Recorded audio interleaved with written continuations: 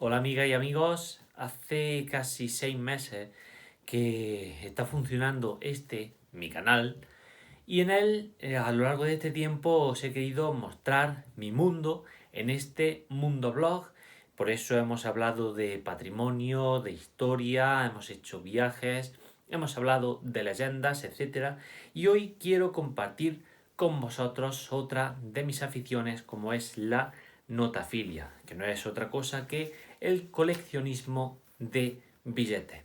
Porque estos papeles, que al fin y al cabo no es más que papel tratado con distintos procesos de impresión, forma parte de nuestras vidas, lo queramos o no. Aunque en muchas ocasiones no le demos la importancia que realmente tiene, estos billetitos han pasado a formar parte de nuestra historia. Algunos aún recordaréis lo que era salir en fin de semana, por ejemplo, ¿no? Con uno de estos y sentirte casi millonario, ¿no?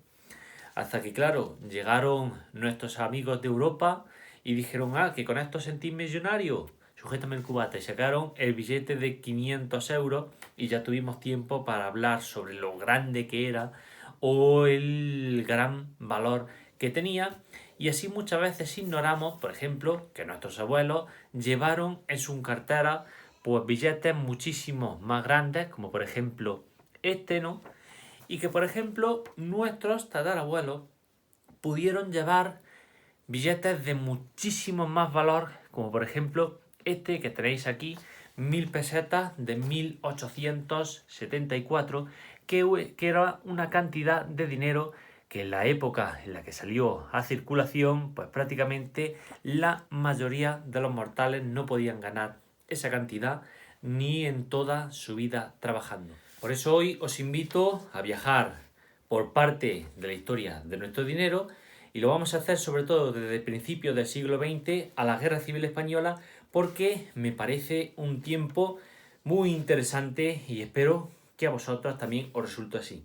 Decir simplemente que en la mayoría del tiempo vamos a utilizar billetes auténticos en este viaje, aunque en alguna ocasión voy a utilizar también réplica, porque al fin y al cabo estamos hablando de papel que lleva impreso más de 100 años, y en más de una ocasión pues estos ejemplares se encuentran, como se suele decir, de mírame y no me toques, y he preferido utilizar réplicas a billetes que o no se ven tan bien o se encuentran en muy mal estado. Simplemente os invito a hacer este viaje y espero que os guste. Una de las curiosidades que uno se encuentra cuando empieza a coleccionar billetes españoles y empieza a interesarse por su historia y detalles es descubrir que durante mucho tiempo el propio Banco de España, antecesor de la Fábrica Nacional de Moneda y Timbre, no tenía la capacidad de producir sus propios billetes y tenía que encargarlos a países extranjeros.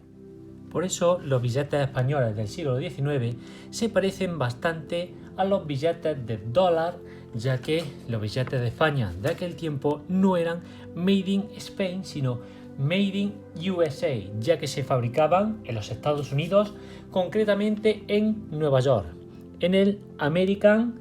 Banknote, como aquí se puede ver, ¿vale? Y no solo los billetes del Estado español, sino también los billetes que circulaban en las colonias de España, como este, por ejemplo, de Cuba. Lo cual pues era una situación muy peligrosa, ya que los americanos tenían en sus manos los secretos de los billetes españoles y sus técnicas para evitar las falsificaciones, lo cual pues podría suponer que los americanos, que sabemos que ya tenían muchísimo interés en hundir la economía española y hacerse con el imperio español, pues podían coger por su cuenta y fabricar sus propios billetes para atacar a la economía española y facilitar así su entrada en los territorios del Imperio Español. Y esta situación podría agravarse si sabemos que desde 1890 los Estados Unidos ansiaban hacerse con el Imperio Español, como finalmente consiguieron con el falso atentado al acorazado Maine, que provocó la guerra entre España y Estados Unidos, que supuso la pérdida de Cuba, Puerto Rico, Filipinas, las Islas Marianas y Carolina, junto a la aún estratégica isla de Guam. Es por esto que desde principios del siglo XX, con la recién estrenada monarquía de Alfonso XIII, el Banco de España intentó fabricar sus propios billetes en un intento que en su mayoría de las ocasiones terminó en un fracaso absoluto al producir unos billetes altamente falsificables, amén de otros, como el caso del que aquí os presento, que además de ser muy fácilmente falsificables, pues al poco tiempo de estar en circulación se pudo detectar que los materiales de este billete pues eran muy frágiles y que prácticamente al cabo de los meses se destruían al estar en circulación, así que el Banco de España decidió finalmente destruir toda esta tirada de billetes. Por ello, el Banco de España se vio obligado a encargar nuevos billetes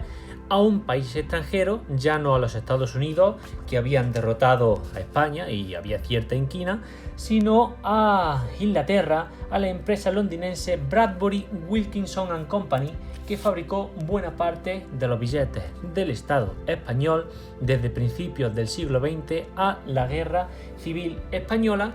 de nuevo con el riesgo que suponía que los secretos de los billetes españoles estuvieran en manos de un país como Inglaterra, con el que apenas hemos entrado en guerra unas 20 veces. Aún así, estos billetes pues eran de una gran belleza y en su tiempo fueron considerados como infalsificables. La monarquía de Alfonso XIII quiso estar presente en las nuevas tiradas de billetes y es por esto que en los billetes españoles empezaron a aparecer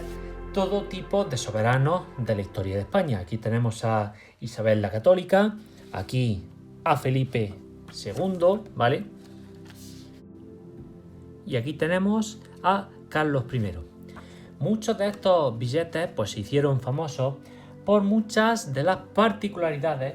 que se produjeron en torno a ellos. Por ejemplo, muchos de ellos, como este, fueron republicanizados. Es decir, aquí tenemos a Alfonso XIII y como podemos ver se ve aún los restos del sello que en tiempos de la República Española pues se le puso a la cara del rey para ocultarlo. Pero no fue esta la única singularidad, como ahora después veremos. Tras la instauración de la Segunda República, el gobierno se vio obligado a emitir nuevos billetes para afianzar su poder en el gobierno. En estos nuevos billetes se decretó que deberían tener simbología republicana, aunque, como podemos ver en este caso, pues no siempre se cumplió dicho decreto. En los nuevos billetes pues se creó un fondo millonario de plata, por eso son certificados de plata, para garantizar el valor de estos billetes, y dicho fondo de plata estaba almacenado en el Banco de España. Durante la Segunda República se siguieron haciendo encargos a la empresa londinense Bradbury Wilkinson & Company en Inglaterra, pero el Banco de España, para dinamizar y no tener un único fabricante de billetes, empezó también a realizar nuevos pedidos a la empresa Thomas de la Rue de Londres, ¿vale? Se hizo inicialmente para tener más de un fabricante, pero también se hizo porque esta empresa, como después se demostró, tuvo contacto con los militares que finalmente se sublevaron contra el gobierno de la República Española. Cuando se produce el golpe de Estado del 18 de julio de 1936, el gobierno de la República toma distintas decisiones en cuanto al dinero se refiere. Lo primero que hace es coger billetes que se habían imprimido en tiempos de Alfonso XIII y los pone en circulación, aunque solamente serían aceptados en zona republicana. Es el caso de este billete que tenemos aquí y es el caso de otros muchos billetes que estaban imprimidos ya en tiempos de Alfonso XIII o de inicios de la Segunda República y que, como el caso que aquí estamos viendo, ni siquiera llegaron a entrar en circulación, convirtiéndose hoy en un objeto de deseo para los coleccionistas, ya que este billete que tenemos por aquí en la actualidad tiene un coste de más de 1.000 euros. Y así, conforme la Guerra Civil Española va poco a poco avanzando, el gobierno de la República va sacando a circulación nuevos billetes, algunos producidos a principios de la propia República Española y otros, como este caso, producidos a finales de la monarquía de Alfonso XIII. Son billetes muy bellos en los que aún no aparece la simbología republicana y que en muchos casos en la actualidad se conservan bastante bien, ya que, por ejemplo, estos que estamos viendo aquí, pues aparecieron entre 1937 y 1938. Cuando digo aparecieron, quiero decir que entraron en circulación en zona republicana y apenas sí estuvieron circulando pues un par de años, ¿vale? Es por esto que en algunos casos, pues muchos de ellos alcanzan valores en la actualidad pues muy bajos, mientras que otros casos como este pues son muchísimo más caros, ya que apenas sí llegaron a circular. Pero claro, ya estamos hablando del tiempo de la Guerra Civil Española,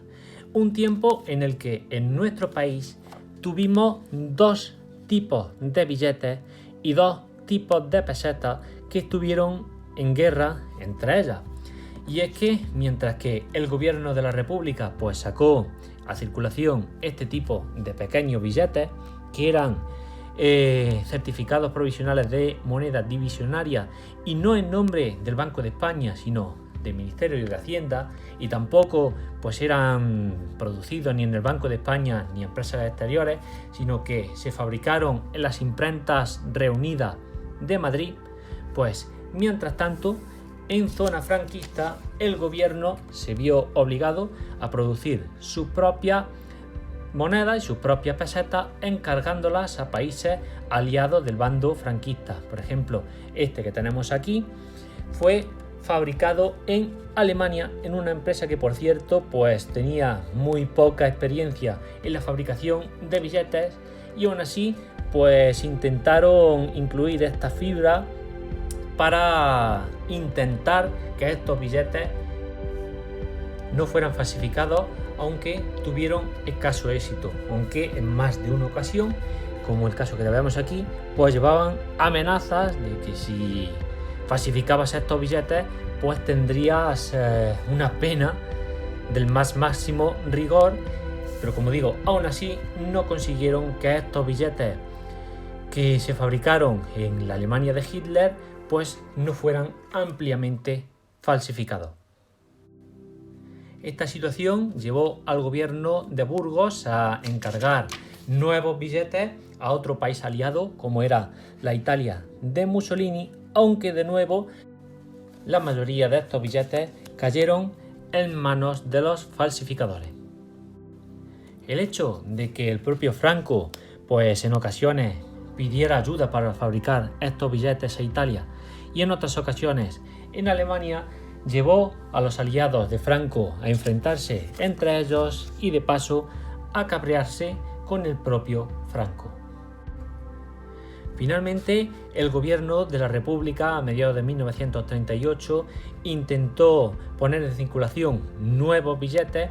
pero ninguno de ellos llegaron a circular. Uno, como el caso de este, porque se hizo en Barcelona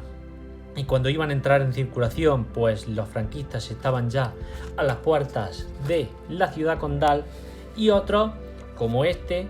porque se fabricaron en Inglaterra, llegaron a Francia y no llegaron a salir de París. Y nada, hasta aquí el vídeo de hoy. Espero que os haya gustado y si es así, próximamente seguiremos viajando por la historia de nuestro dinero.